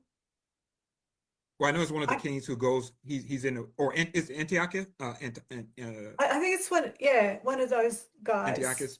Yeah, Yeah. but I know Anyway, he's fighting a battle, he's fighting a and battle, he is and so he's there's hostilities between him and the Jews, and right, then he has to go out because there's a rebellion, I right, think. right. And so he really needs to make peace with the Jewish people before he can leave them and go off to fix this rebellion, if I'm remembering it rightly. Yeah, And so he's generous and he makes concessions and he makes peace. mm-hmm. But again, he's the king. He's not relinquishing authority. He's not submitting to authority, but Maccabees uses hupotasso here. Right. Hupotasso is rarely used in surviving ancient texts that mention marriage. I'm really Right. not answering your question. I'm No, no, really yes, you being are. allowed to. Am Yes, you I? are. Okay. You are. So in the Alexander romance, there's this story of Alexander the Great's mother Hmm. who is upset with her husband because her husband's has not been nice. Hmm. And Alexander says, make up. Hmm. Make up with him. Even though he's the bad guy, even though your husband is the bad guy, just make up with him because it's a good thing to do. And he says, Alexander says, it's fiction, by the way. He said, I'll support you. But hupotasso, but it's not about her submitting to his authority. It's about sort of just restoring their relationship. Right. And I'll keep going because I'm just remembering that now. So the only other time where hupotasso is used in a marriage situation is in Plutarch's advice to the bride and groom. And there it's not contrasted with authority, it's contrasted with forcefulness. Hmm. And so the idea that submission is the complement, is always the complement of authority, that they go together, just isn't borne out Right. in a lot of texts. Not in every text. Sometimes it's Right. obvious that it's to a person in authority, Right. but not necessarily. And so, like, especially in the letter to Aristaeus, you can see that it's to do with humility and lowliness and just not being a jerk, Hmm. basically. Yeah. Yeah. So Paul uses it in different ways. So Phil Towner, for instance, will say it's used in a lot of different ways. So let's not be too Hmm. quick to assume it means like subordinate, for Hmm. instance. Um, like in 1 Corinthians 16, I think there's even a play on words where Paul is talking about people who have devoted themselves to ministry, and that devoted word is a tasso word. Hmm. And Hmm. he wants Yeah. people to hupotasso to Hmm. these people. And I think that's just cooperate. Yeah. You know, why is Paul, who wrote in this very same letter in chapter 12, talking about, you know, this unity and giving equal honor, why is he in chapter 16 suddenly saying subordinate yourself or Hmm. submit in the way the church understands submit? I think he's just saying cooperate, don't be a jerk, make life easy for these ministers. Yes. So when it comes to Ephesians 5 and when it comes to Colossians 3, where wives are told to be submissive to their husbands, I really have thought about this a lot because so when Paul talks about submission, actually, I'll just thought of another one in Philippians, one of my very favorite verses in the Bible, where Paul reveals some of his eschatological vision for the church. And he's talking about that when Christ comes back, we are going to be transformed. Hmm. We are going to be, we're going to become like Jesus you know, like, yeah, we're going to become like Jesus. And he uses the word hupotasso. That's Philippians 3, verses 20 and 21. So if we think that hupotasso means to subordinate yourself or to lower yourself, and there is elements of humility and deference Right. for sure. I don't want to whitewash it. But if we look at how Paul actually, in the verses where he uses it, it's actually about the church being elevated and Hmm. becoming like Christ. And we see this in Ephesians 5 as Hmm. well. Because whenever Paul uses head and body in Ephesians 5, it's talking about the body becoming like the head, Hmm. becoming mature. Like in Ephesians 4, we are becoming Right.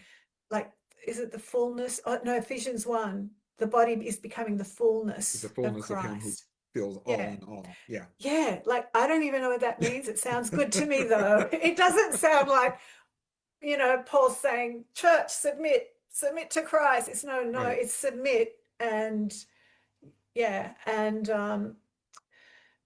so I just don't think we're really getting our head around how Paul is Yeah. using that word. Yeah. So I was thinking this week, if Paul had just wanted to tell wives to be loyal, because I think there is this idea of loyalty, Hmm. there are a bunch of words he could have used, like the pistis word group, Hmm. where we get the word faith, faithfulness, trustworthiness from. Right.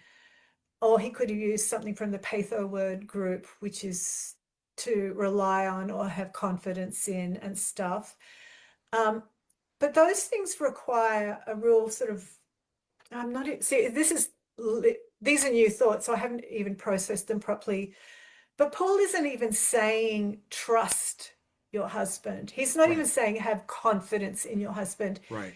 I think he's just saying, I think he's just saying just stay attached at the lowest level. At the lowest level, he's just saying stay attached. Again, if we think about what was happening in Ephesus, 1 Timothy, I think, was written after Ephesians, but people were forbidding marriage in 1 Timothy.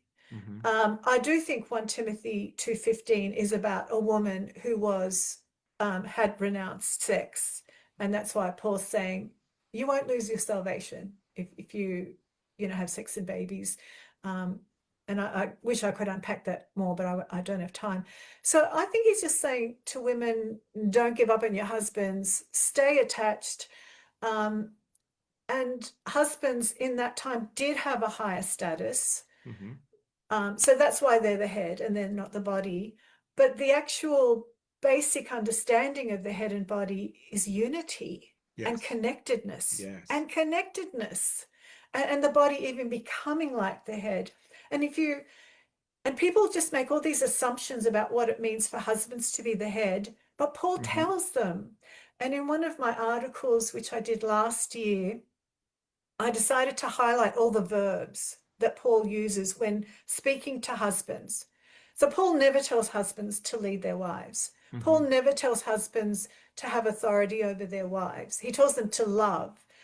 Something that I say a lot is he uses the verb for love, agapao, 6 times when addressing husbands, like hello, 6 times in I don't know, what is it, a dozen or so verses. But what he does tell husbands to do is to give themselves for their wives like Christ, and to treat them like their own bodies, and their own male bodies would have had more honor than the women's bodies. So for a man, let me jump in there for a second, because this is where I think, again, understanding the culture is so important. Because like as you're getting ready to say, is that the bodies of men, one of the things I started studying early on was the concept of masculinity within the Greco-Roman world. And one of the things that was important to protect the body for men, not necessarily for women, but for men. And just like you were, and I want you to go on and elaborate, that one of the things you had to do was to take care of the body. You esteemed your body. So go ahead. I just wanted to say that that's where culture becomes important. I probably won't say too much more, but this would have been revolutionary, that a man, the way he honored, treated, fed, nourished, he would have given priority to his own body. And Paul's saying you treat your wife the same way, as pretty much equal importance. If I had to sort of distill that idea, I would say that the men were to treat their wives as being equally important. Yes. And also, one of the questions that you had for me was, like, did Paul want husbands to die for? Because we've always been taught, and I was taught this too. We're to be like Jesus. You got to die for your wives.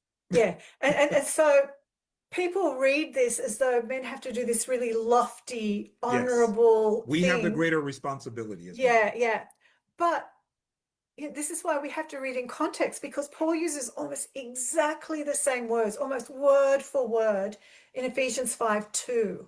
So he talks to husbands in Ephesians 5:25, as Christ loved the church. He uses exactly the same words in Ephesians 5:2, where we're all supposed to love each other as Christ loved. And death can come into it, because we know that that's what Christ did, but it's more than that. It's the sacrificial attitude, it's the serving attitude, it's about loving. It's about loving more than dying. Well, and I was going to say, because when we look at Ephesians 5 and the instruction that Paul gives to husbands as to how they're to care for the wife, he never talks about them dying.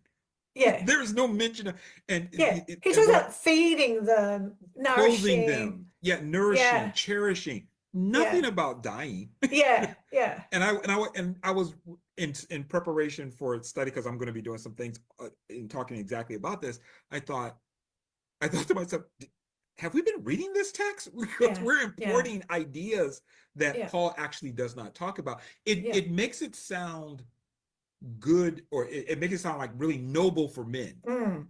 and when I've seen online, and I will say this, I will say that when I looked online, like when people have men conferences, and they always quote uh, be strong like men. That usually becomes their major thing, as if that passage in First Corinthians, was it 16, only applies to men. I'm going like, Yeah. it doesn't. Oh. But they quote that, and they'll say, men, you got to die for your wives.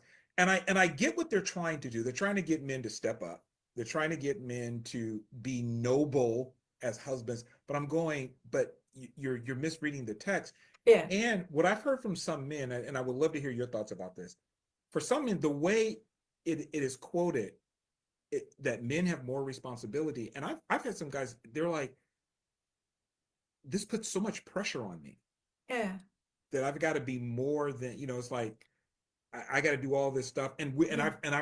I've even heard it said, well, men, we're built differently. We're built to carry the burdens. Your wife shouldn't carry any of the burdens.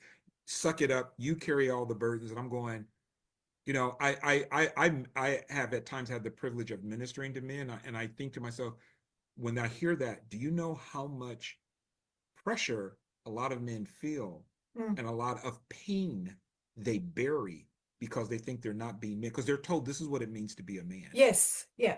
Yeah. And they think they're being Christ-like, and they're Yeah. being stoic, but it leads to bad results. Yeah. Yeah. And I'm thinking, why was Eve made? Eve was made Yes. to share the responsibility of the garden. Yes. Um, so the idea that men are physically stronger. In my Right. household, in particular, my husband is a bazillion times physically stronger. Right. But I have heaps of things, responsibilities that I can take on. Right.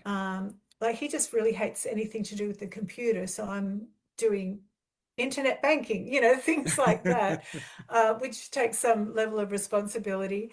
But yeah, the idea that men have to shoulder the responsibility it's not really there in the Bible. Yeah. If It, something requires upper body strength, sure, my husband yeah. will do that. If something requires something that is in my skill set, then I will do that. Yeah. It's really that simple. I wanted to bring this up too. I don't think I put it in the notes I sent you, the questions, because I remember one time I did and I wanted to get your view, and you're kind of answering already, because I've been hearing this of late. And I remember one time I was teaching on this, and one of the ladies in our fellowship, this is when we were doing the pandemic and we were all online. And I was talking about, I said, hey, women are not like these fragile things that, we got to run to protect, and they can't do anything. And it was the idea of that women, I think I was teaching on Genesis 2. And the idea was that women are created to be under the authority of man, and Eve came out from under the protection of Adam. So I was dealing with all of that. Yeah, yeah. And I remember one of the ladies said, she says, but Mike, sometimes I just want, she wasn't married. She said, I just want a man to take care of me. And she said, because I get tired. Mm. And I thought about it, and I went, and I thought about men too. And I wonder if the problem is, and this is what I'm putting out to you as a question. We were created, men and women, to function together. Yeah. And that one of the reasons men get tired, women get tired, because we're not really functioning the Right. way God, because women are Right. called an Ezer. Yeah. Yeah. Honestly, I think the author of Genesis 2 went out of his way to show how necessary and how compatible Eve was. She was made from a side taken out of his own Mm-hmm. body. And the story of the animal sort of prolongs the agony of Adam's solitude. That's how I read it. You don't even need to read Hebrew to see that that's what's being said. And yet people have just read hierarchy into it and authority. Where is Adam's authority? Right. He's not bossing Eve around. Right. He's not telling Eve what to do. If you look at the text, Right. people read things into the text. They Yes. fill in there's a lot of blanks in the story. We would have liked, I think, the author of Genesis 2:3 to say more, because I hear a lot of interpretations, which are, they're not even interpretations, they're embellishments. They're embellishments. Right. I agree. So especially with Genesis 2:3, I really try to stick with the words on the page and look how the author has constructed his story, because he said what he wanted to say. The words on the page are what he wanted his audience to understand. When we try to embellish and add things, we spoil his story. Yeah. You make a good point. I think we like you said, we spoil the story and we don't get the point that's being made. Yeah. Because I really think the point of Genesis 2 was this perfectly compatible, equal partner who would help Adam in the garden, which was his only chore in Eden. Sex and procreation come later.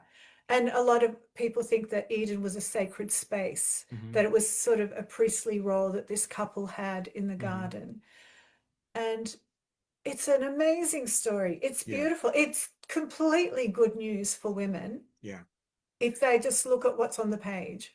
So, okay, a couple of things. We're moving. Yeah, sorry. Two questions. No, I'm enjoying this. Yeah, I just don't even think I answered your last question. I don't even remember what it was. I took you in a different direction, so no problem. Oh, okay. But going back to Hupatasso for a second, because it does connect to Genesis. Because what I was going to say was, I think that what Paul is. Okay, let me not say that because I'm going to bring it back to you. Okay. Let me go back to Hupatasso first. So Hupatasso doesn't mean wives obey your husbands. No, there's another Greek word that commonly means obey. In fact, that word is used in 1 Peter 3, but in a kind of indirect way. But Paul never tells wives obey. He tells children to obey their parents. Right.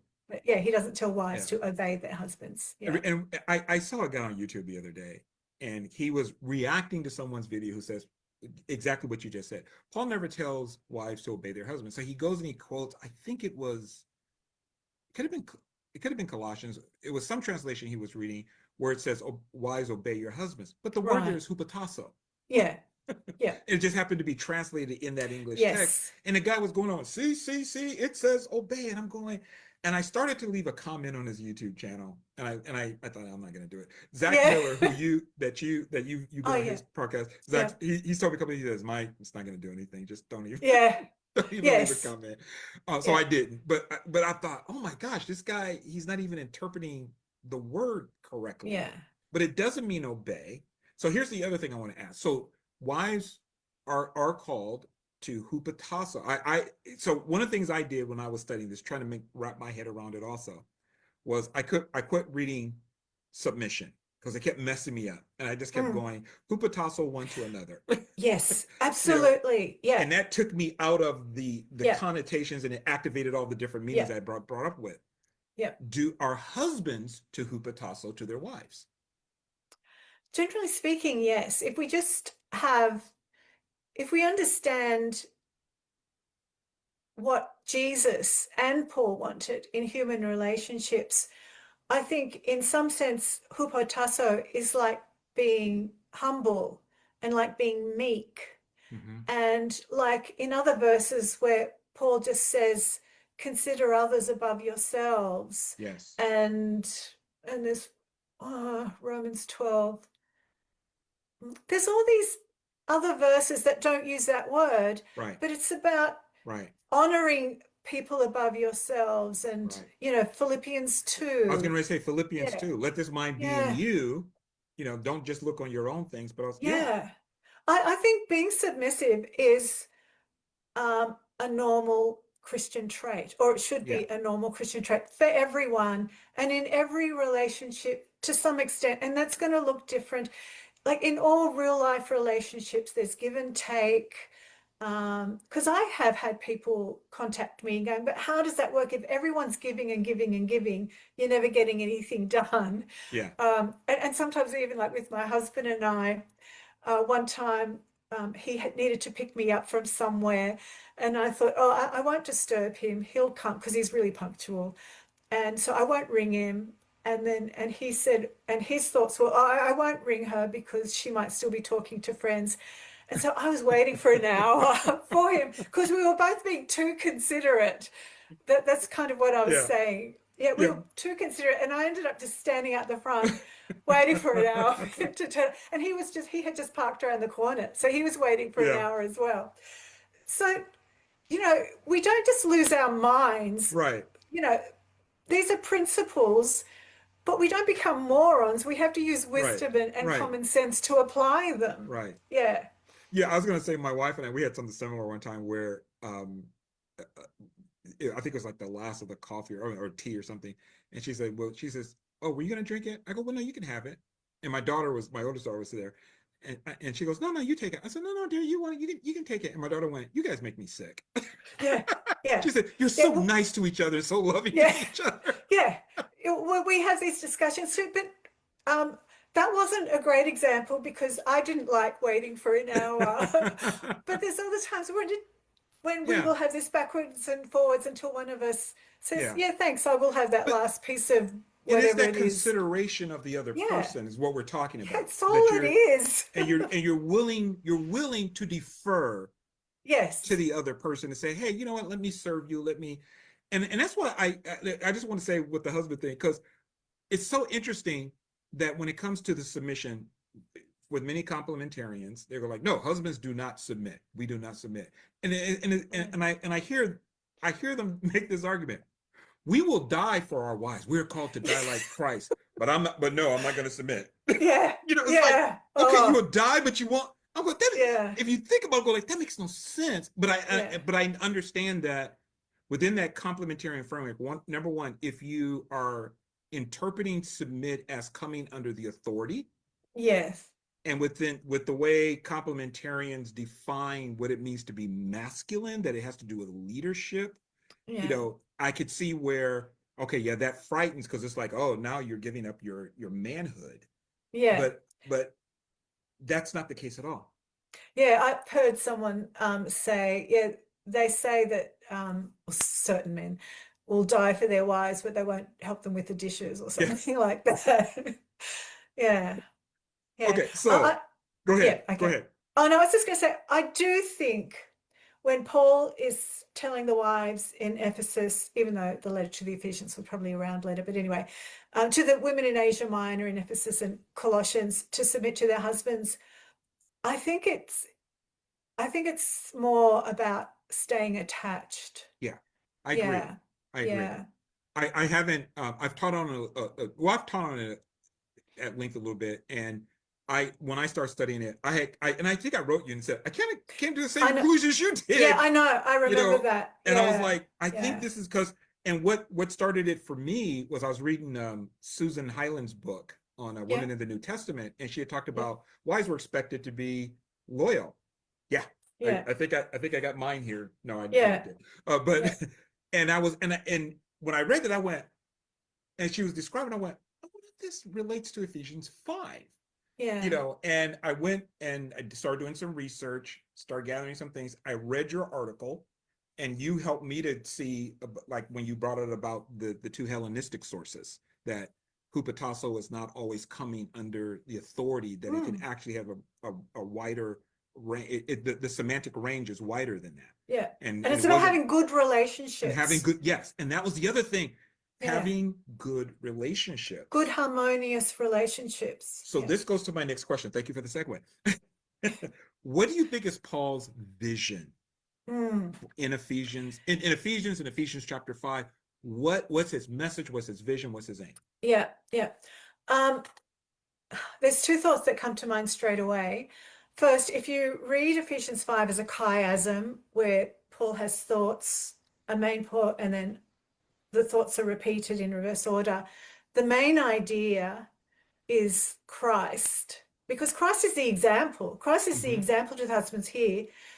And Christ presents the church to himself in high esteem.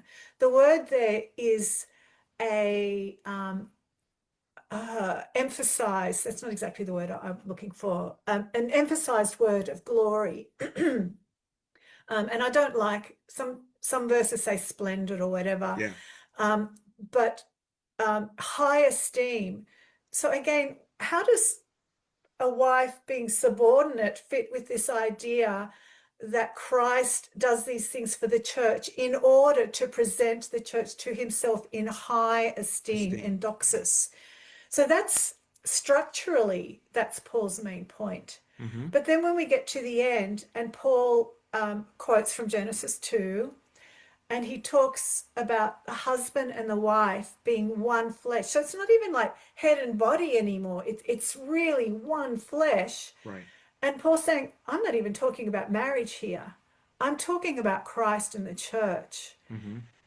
And because Christ and the church are unified, or in Paul's mind they were, we have really failed at this, but in Paul's vision, his amazing vision for the church, Christ and the church are so uniformed, so united that they form one flesh. Right. And that was Paul's aim for marriage as well. Yeah. Yeah.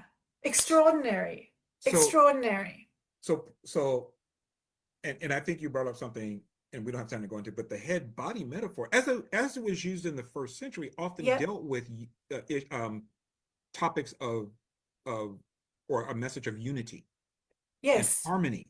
That's the basic underlying principle, for sure.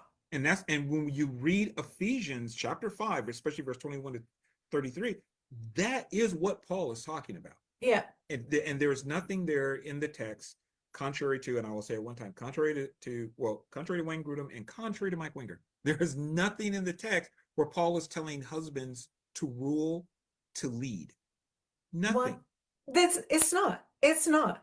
Yeah. And we do see that in Greco-Roman texts when they talk about the household codes. Husbands are always told to rule in some form or fashion. It doesn't even come up in Ephesians 5. Yeah. So even in Plutarch's advice to the bride and groom, and he liked the woman who was getting married. It was one of his students, and he wanted them to have a good marriage, a harmonious marriage. And he says really kind of nice things about the bride and her relationship, but she's under. Yeah. She's under. Yeah. Paul actually doesn't give that sense. It rather, the husbands are to treat the wives as their own bodies. Yes. And one flesh. Yes. And so his vision then is not, when he says husbands are the head, this is not about who gets the last word. No. who gets to make the final decision. Yeah. Who gets to, as I heard one person, I have that trump card. I literally heard somebody say this. I have the trump card in my back pocket, and if we can't come to a decision, I pull it out and I make the final. Yeah. That's not his point. No, because, as you said, I've been married over 40 years. There's been two tough decisions, because most decisions are, they're not that important. What we have for dinner isn't that important. Right. But there's been two really big life-changing decisions we've had to make, and both times for these. But in the end, it's the person who is affected most by it, or the person who knows more about the situation. And I go, so for one, I said, all right, Pete, we will move. He really wanted to move house to here. And I love where we live. I love living on the Central Coast. The other one was to do with our son's education. And Pete went, all right, we'll do what you want, because I was the one who, it was really important to me. They're the only two decisions that I can think of where we really had to think about it for a while. And it was never like, who's going to assert their will. It was never like that. One of the early articles that I wrote in my blog was about power struggles in Christian marriage, because I had read all these blogs, and there's this assumption that there's always a power struggle in marriage. Yeah. And that has just never been our experience. I don't want to be the one with the power. I don't want to overpower my husband. And I think some people do have this. I mean, there's a lot of bad marriages, like there is. There's a lot of immature men and immature women, which make marriage difficult. But the assumption that there's always going to be a power struggle in marriage is something I cannot relate to. Yeah, my wife and I, we've been married for 37 years. We've been together 40. I don't think we've ever had a power struggle. We're the same way. We talk about things. And then there are times, for depending on what it is, we're kind of go, whatever you want, you go, I will back you. Just, I have a saying, I always go, as long as it's not illegal, immoral, or fattening, I'm with you. Meaning that there are certain things that are just not that important. It's not gonna be the end of the world if it works out or doesn't work out. So I'm with you on that. We talk about things. Sometimes we'll just reach a consensus or something, and there are times we've literally said, we just have to agree to disagree, and I go like, but if you want to do that, I'm supporting you. Or she'll tell me, you know what, Mike, if you want to do that, if you really believe that's what the world wants you to do, I support you. I go, cool. And there are times I've had to come back like, I was wrong, or vice versa. But I think that Paul, as you were saying, Paul's vision is about unity and harmony, which is restoring what we had in Eden. This is why I wanted to bring it back to Genesis 2. Because when you read it, I'm like, when I finally got that, I went, oh my gosh. Paul, it's like we've come full circle. Back to what God originally wanted. Okay, a couple more questions and we're done. How important, and the reason how important is it for egalitarian men to speak up and to speak about egalitarianism? Yeah, it's really important because some men still have a low opinion of women and they won't listen to a woman. Some women still, I literally had someone on Facebook the other day saying women can't teach because women are more easily deceived than men. I thought we'd moved beyond that, but anyway, apparently we haven't. Also some people think people write to me and will say, who hurt you? Why are you doing this? Someone must have hurt you. And I'm going, no, actually I've got great men in my life. So they think that they're speaking from hurt. Like Beth Barr was criticized in writing her book. Beth Allison Barr. And I'm going, no, we're allowed to be hurt. When people hurt us, we're allowed to be hurt and we're allowed to express that. But some people find that hard or off-putting or whatever. So women's voices can be dismissed because they're easily deceived or because they've been hurt or because they're just not respected or they're self-serving because secretly they want to be a pastor and they can't, something like that. But when men advocate for egalitarianism, it's not self-seeking. Their voice is often perceived as having more authority. I hate using that kind of thing. So it's real.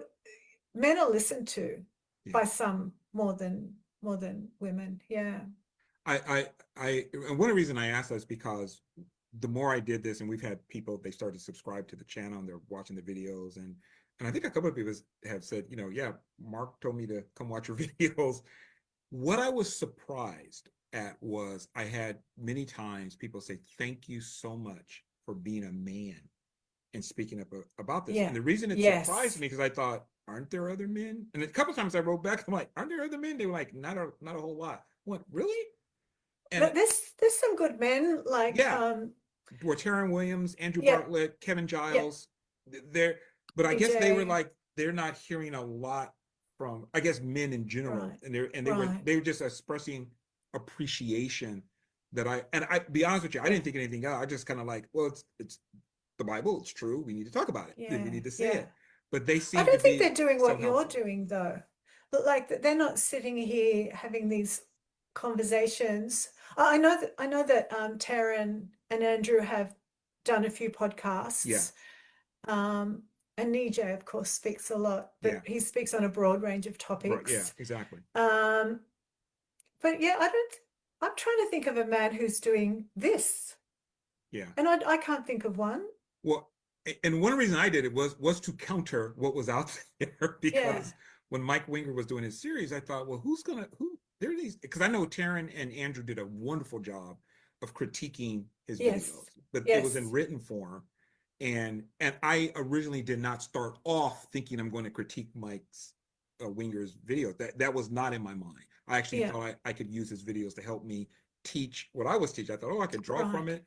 And the more Yeah. I heard him, I went, no, this is not Do you, accurate. he actually uses some of my stuff in his notes because sometimes I will admit I Google myself online, and I found he, like, in a positive way, he Yeah. will use some of Yeah. my, yeah. Yeah. There are times, and I think he's expressed appreciation for you, for some of the things you have said. And there are times Right. he has done that. It's just overwhelmingly, in my opinion, Yeah. he has made egalitarian scholars seem like they are not Mm, doing good research. And I that know. extremely bothers me when he Yes. does that. I've heard him criticize respected, good Yeah. scholars, and I don't think what he said was reasonable. Yeah. And Yeah. I have directly on Twitter said, Mike, you need to apologize. That's you mischaracterized him, you misrepresented. Yeah. He will not respond. Mm. And I just had someone today write me today. I saw it on my channel. They said they were talking to someone who watched all of Mike Winger's videos, and they came Wow. away with the conclusion egalitarian scholars just get it wrong. Mm. And the guy said, he said, I asked him, have you actually gone and read their stuff? And it was Yeah. no. They listened to Mike, and this is Yeah. what bothered me. I go, Yeah. and which is one of the reasons I come out, and there are times I will literally just play his videos and they say, okay, this is what they actually said, and actually, because it creates a distorted view. It's unfair. I wrote to you about something that he said about you one time, and you Yeah. responded to it. Yeah. But it's not good. And this is why, going back to what I was saying before, I've had people write to me and say thank you, and it encouraged my heart to know that, Mm. okay, this is helping people in the way I'm doing it. Because there are times I thought to myself, I've done almost 100 of these, maybe I should stop. Because it's like I'm just getting so nitty gritty here. But then somebody will write me. I have 3 or 4 people write me and go, no, please, I need this helped Mm. me to really think through the issue. Yeah. And they will tell me, they said, I came to you. I had one person say to me, I came to your videos after watching Mike Winger's videos, and I was so discouraged. And then I started watching yours. And I went, oh, that's cool. Yeah. So yeah, I think egalitarian men, I think it does help in terms of just encouragement for our sisters. And in one sense, I kind of see it again. It's like, well, we're supposed to be helpers of each other. So I'm kind of endeavoring to do my part. And I don't want to make this about me. I wanted to make it about that, why it was so important for us, for Yeah. men to speak up Yeah. and to And say something. patriarchy hurts men too. As you're Yes. saying, they have Yeah. sometimes too much weight on their shoulders. They're being forced to fit into Yep. stereotypes that Yeah. didn't really suit my husband, who just didn't want to be the boss, didn't Yeah. see the point. And yeah, Well, I've heard things like, for men, that like men must, it to be masculine, to be men, we have to go out into the wild. We have to go out and hunt, and we need to camp. And there are men who like that. Me, yeah, I like going to the library. I like going to right. the bookstore. And I'm going, what does that make me? I'm not the camper type of guy. It's not me. Yeah, So yeah. yeah, I think we confuse sometimes our Western views of what it means to be a man Mm, with what the Bible actually teaches, and it creates problems for men that I don't think we yeah. acknowledge. Last 2 questions. Okay. What can others do who are not Mm, teachers, pastors, ministers, YouTubers? And I'm asking you because somebody asked me that question. I went, I'm gonna start asking the scholars, they said, what can I do to promote egalitarianism, to promote this equality, other yeah, than just, like, I don't have a YouTube channel, I'm not writing a book, but what can I do? What would you say? yeah. I think it's in our daily encounters and calling things out when you see it. Mm. Um, so I don't, have you seen the latest edition of Themelios, the academic journal put out by the Gospel Coalition? Um, And anyway, it's the April was edition, uh-huh. and it was to honor D.A. Carson. Yeah, I saw a picture of it just the other day. Yes. I Yeah, haven't read it yet, and but I saw a picture yeah, of it. so there's like 30 contributors, all guys, All guys, yeah. all guys. Yeah. I'm going, come on, we can do better than that. And also, and I don't know how valid this is, but there was a photo of a champion tennis team, a female tennis team, and the women were in the back, almost even struggling to get their faces in the shot. And at the front was all guys, the male coaches and some politicians. I mean, that was one photo. They might have had another photo where the women were in the foreground, but in this particular photo that's been doing the rounds, the women are very much in the background and the guys are all, I don't want to make too much of that because we're only seeing one photo that would have taken lots of photos. I think it's just not putting up with things. So even my husband, who's very easygoing, he was talking to a neighbor a while ago, and this guy kept calling this woman the bird. I don't know if you call, it's not really disrespectful, but it's not respectful either to call a woman a bird. And then Pete just actually corrected him, which I was so surprised because he's not, Pete's my husband. He's not like that at all, but he thought, no, I'm not going to put up with that. I don't want to hear a woman consistently. And it's not even a derogatory term. It's just not a respectful term. Not a respectful term. Yeah. So I think it's just this daily calling it out and then just being the example yourself. Yeah. Good.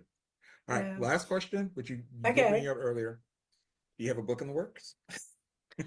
Look, yes. And I looked at it the other day. I've actually written most of it. Oh, okay. I've written most of it.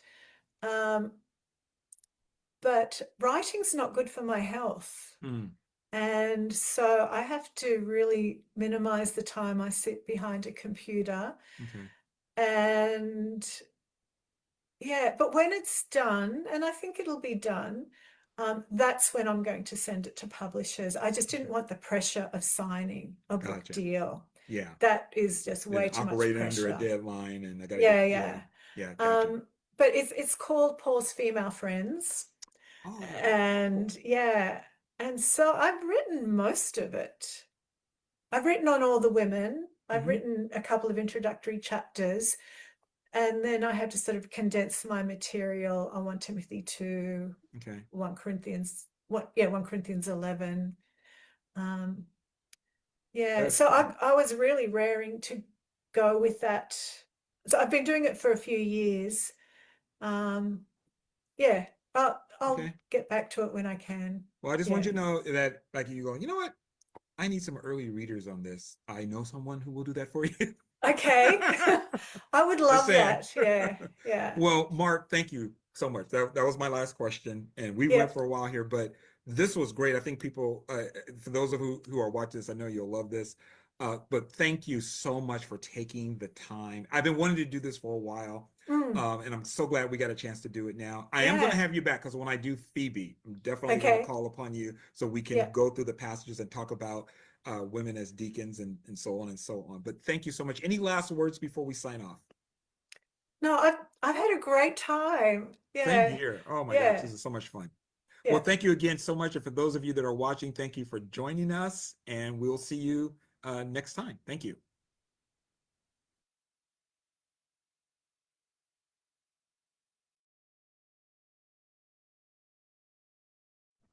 All right, Facebook.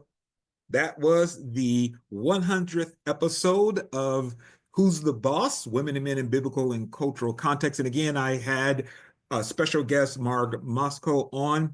And we wanted to replay this again so that this was something that everyone make sure that they could hear the sound. So I hope you enjoyed this replay of the video that we had played last Saturday. Wanted to make sure that you are able to hear that. So once again, if you're watching this on Facebook, please hit the like button, share it with other people. If you're watching this on our YouTube channel, KIC TV, keeping it in context with Mike Davis, hit the like button, hit the subscribe button.